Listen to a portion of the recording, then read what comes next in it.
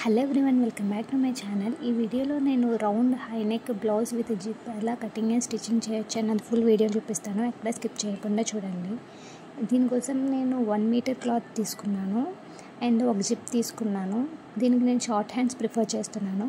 ఫస్ట్గా లైనింగ్ క్లాత్ని 4 foldings fold చేశాను. పైనుంచి 1/2 ఇంచ్ ఖర్చుల కోసం లీవ్ చేశాను. అండ్ ఇక్కడ షోల్డర్ అనేది మనం ఫుల్ షోల్డర్ తీసుకోవాలి. ఇప్పుడు నా ఫుల్ షోల్డర్ వచ్చేసి 6 ఇంచెస్. సో 6 ఇంచెస్ తీసుకున్నాను. అండ్ అలాగే ఆర్మ్ డౌన్ వచ్చేసి నేను 6.5 ఇంచెస్ తీసుకుంటున్నాను.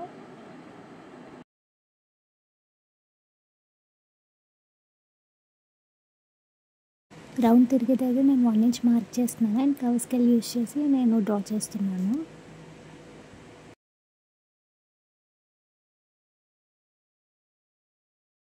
అలాగే చెస్ట్ వచ్చేసి 7.5 inches and total blouse length వచ్చేసి 13 ఇంచెస్.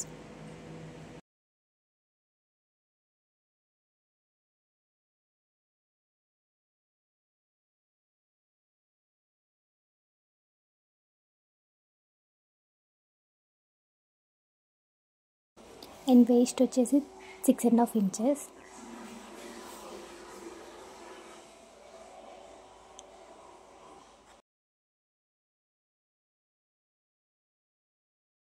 అండ్ ఖర్చుల కోసం నేను 2 ఇంచెస్ అండ్ వేస్ట్ దగ్గర అండ్ చెస్ట్ దగ్గర తీసుకుంటున్నాను. అలాగే 1 ఇంచ్ డాట్స్ కోసం ఎక్స్ట్రా వేస్ట్ దగ్గర తీసుకుంటున్నాను.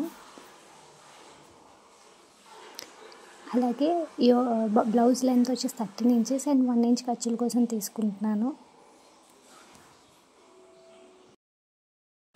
ఇప్పుడు నేను ఎలా అయితే మార్క్ చేసుకున్నానో అలా కట్ చేస్తున్నాను.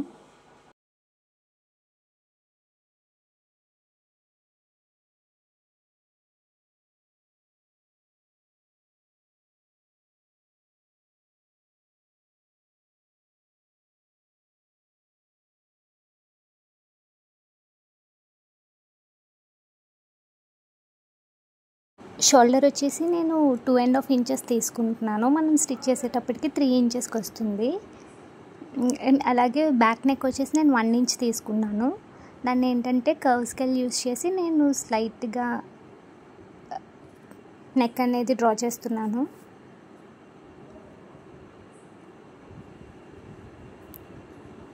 ఇప్పుడు మనము టక్స్ కోసం ఏం చేస్తామంటే మన వేస్ట్ లెంత్ ఎంతైతే ఉందో అక్కడికి ఫోల్డ్ చేసుకొని ఇలా ఒక మార్క్ చేసుకోవాలి. అండ్ 1 ఇంచ్ మనం ఖర్చుల కోసం టక్స్ ఖర్చుల కోసం మార్క్ చేసుకున్నాం కాబట్టి అటు 1/2 ఇంచ్ ఇటు 1/2 ఇంచ్ మార్క్ చేసుకున్నాను నేను. ఇప్పుడు నేను ఫ్రంట్ నెక్ వచ్చేసి షోల్డర్ నెక్ విడ్త్ వచ్చేసి 2.5 ఇంచెస్ తీసుకుంటున్నాను.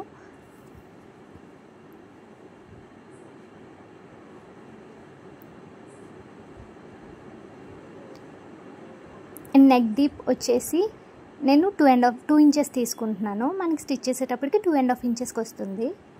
దీన్ని నేను కర్వ్ స్కేల్ యూజ్ చేసి రౌండ్ షేప్ వచ్చేలాగా డ్రా చేస్తున్నాను.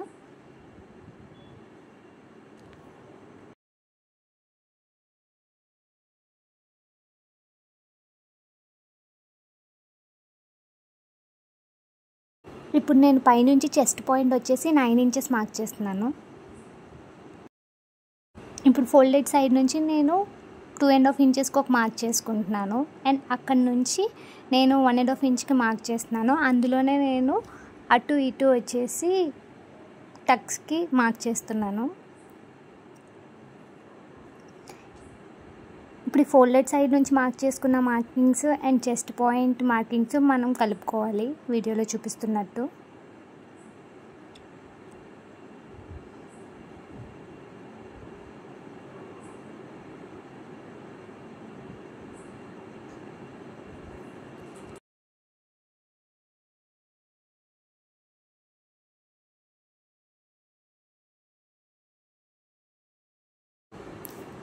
ఇప్పుడు ఆర్మ్ రౌండ్ తిరిగే దగ్గర మనం ఒక పాయింట్ మార్క్ చేసుకోవాలి. అండ్ ఆ పాయింట్ని మనం ఈ chest point and folded side point మొత్తం అన్నీ కలిపి వీడియోలో చూపిస్తున్నట్టు ఇలా కలుపుకోవాలి.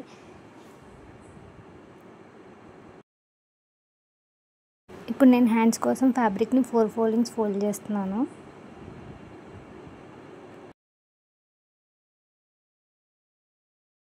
మనకి ఎక్స్ట్రాస్ ఏమన్నా ఉంటే వీడియోలో చూపిస్తున్నట్టు ఇలా కట్ చేసుకొని లెవెల్ చేసుకోవాలి.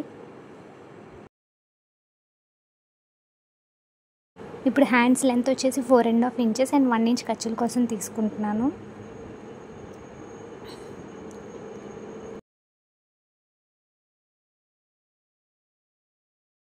ఇప్పుడు హ్యాండ్ డౌన్ వచ్చేసి నేను 1.5 ఇంచెస్ తీసుకుంటున్నాను అండ్ ఫోల్డెడ్ సైడ్ నుంచి 1.5 ఇంచ్ మార్క్ చేసుకొని మనం హ్యాండ్ షేప్ ఇలా మార్క్ చేసుకోవాలి. అండ్ హ్యాండ్ షోల్డర్ లూజ్ వచ్చేసి 7 ఇంచెస్ అండ్ హ్యాండ్ లూజ్ వచ్చేసి 6.5 ఇంచెస్ అండ్ 2 ఇంచెస్ ఖర్చుల కోసం వీడియోలో చూపిస్తున్నట్టు తీసుకుంటున్నాను. సో ఇలా అయితే మార్క్ చేసుకున్నాను, అలా కట్ చేసుకుంటున్నాను.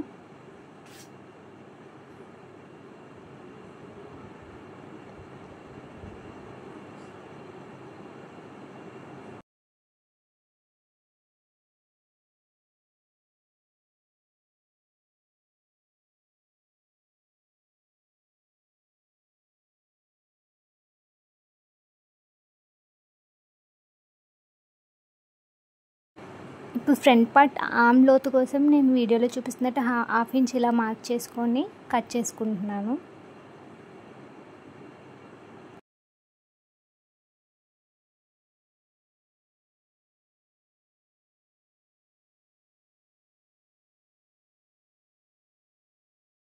ఇప్పుడు main fabric right side place చేసుకొని దాని మీద లైనింగ్ ఫ్యాబ్రిక్ ప్లేస్ చేసుకొని ఇలాగ నెక్ స్టిచ్ చేసుకొని టర్న్ చేసుకోవాలి. టర్న్ చేసుకున్న తర్వాత ఎక్స్ట్రాస్ అంతా కట్ చేసుకొని ఇలాగే మనం ఫ్రంట్ అండ్ బ్యాక్ పార్ట్స్ రెండు కూడా రెడీ చేసుకొని పక్కన పెట్టుకోవాలి. ఇప్పుడు నేను టక్స్ కోసం వీడియోలో చూపిస్తున్నట్టు ఇలా స్టిచ్ చేస్తున్నాను.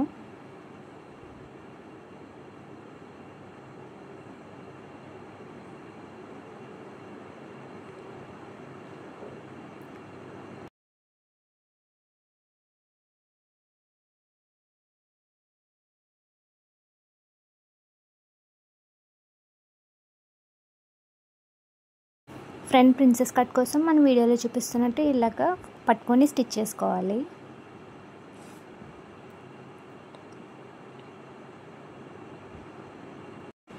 ఇప్పుడు మీరు చూడొచ్చు నేను ఇలాగ స్టిచ్ చేసుకొని పక్కన పెట్టుకున్నాను. ఇప్పుడు ఫ్రంట్ జిప్ కోసం నేను ఏంటంటే ఒక 3 ఇంచెస్ విడ్త్ ఉన్న ఫ్యాబ్రిక్ని తీసుకొని వీడియోలో చూపిస్తున్నట్టు ఇలాగ స్టిచ్ చేసుకుంటున్నాను.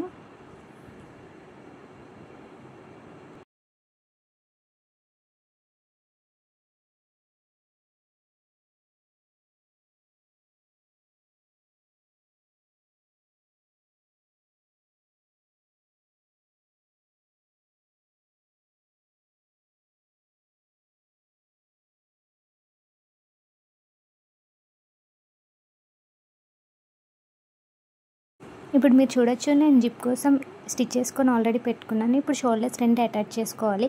కొంచెం స్లోప్ ఇటువైపు హ్యాండ్స్ వైపు ఇస్తూ మనం షోల్డర్స్ అనేవి స్టిచ్ చేసుకోవాలి. సో ఇప్పుడు మీరు చూడొచ్చు షోల్డర్స్ కూడా నేను అటాచ్ చేస్తాను. నేను హ్యాండ్స్ కూడా already lining and main fabric attach చేసుకొని పక్కన పెట్టుకున్నాను. ఇప్పుడు వీడియోలో చూపిస్తున్నట్టు ఫ్రంట్ లోత్ తీసుకుంటున్నాను.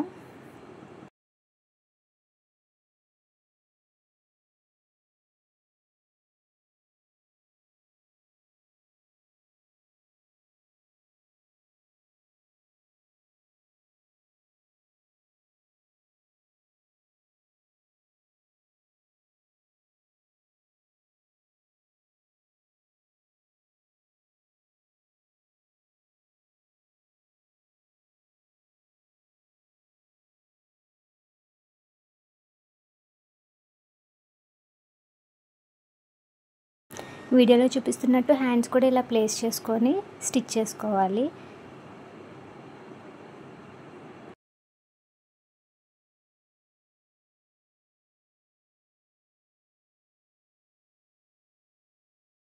సో ఇప్పుడు నేను హ్యాండ్స్ కూడా స్టిచ్ చేసుకున్నాను. ఇప్పుడు నేను సైడ్ జాయిన్ చేసుకుంటున్నాను. మనకి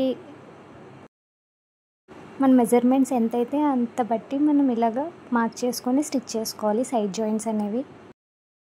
సో ఇప్పుడు వీడియోలో చూపిస్తున్నట్టు జిప్ అటాచ్ చేసుకోవడమే.